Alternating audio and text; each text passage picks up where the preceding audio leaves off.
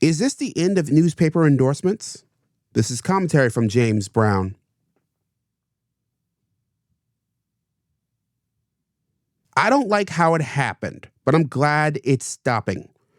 What am I talking about? Major newspapers endorsing political candidates.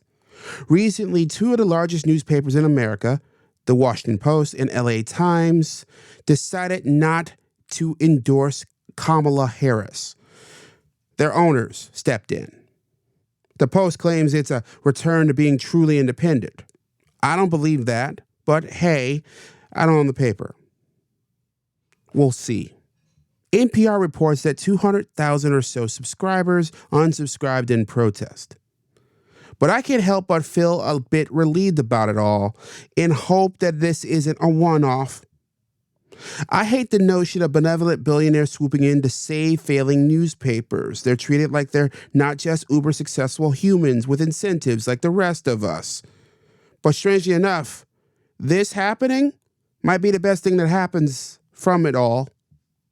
Let's be honest. We, and by that I mean most people, don't always know or care about the difference between opinion pages and the rest of the paper. That's an academic discussion that gets thrown around by media geeks like me and those who are in or aspire to be a certain class of society. And the force that these opinion pages once had has been blunted after decades of misuse. And let's face it, the wall between the editorial boards and the rest of the newsroom is paper thin. The bias in one often seeps into the other. That confusion hurts journalism's credibility, and it has for a very long time.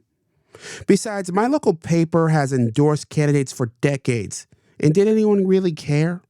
Well, they did, back when we cared about the paper itself. That's why I think we should focus on strengthening the other's 364 days or so of content.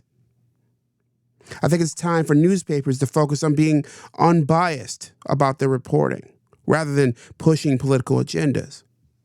Of course, not everybody agrees with me. To the 200,000 or so people who unsubscribe from the Washington Post, cool. By all means, leave. It's fine. You're not required to pay Jeff Bezos. In fact, he doesn't need your money or anyone else's money. And I doubt it'll hurt him at all. Maybe he will notice. But if you're this mad about the Post not telling you that you should vote for Kamala Harris, you should slow down. Turn off MSNBC.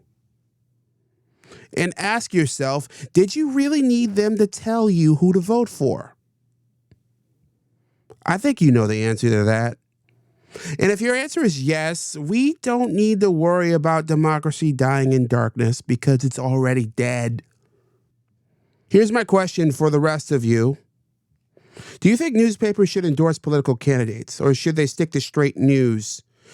And when was the last time that a newspaper endorsement changed your vote? Am I totally wrong here? Let me know in the comments and support my work at jamesbrowntv.substack.com. On that note, I'm James Brown, and as always, be well.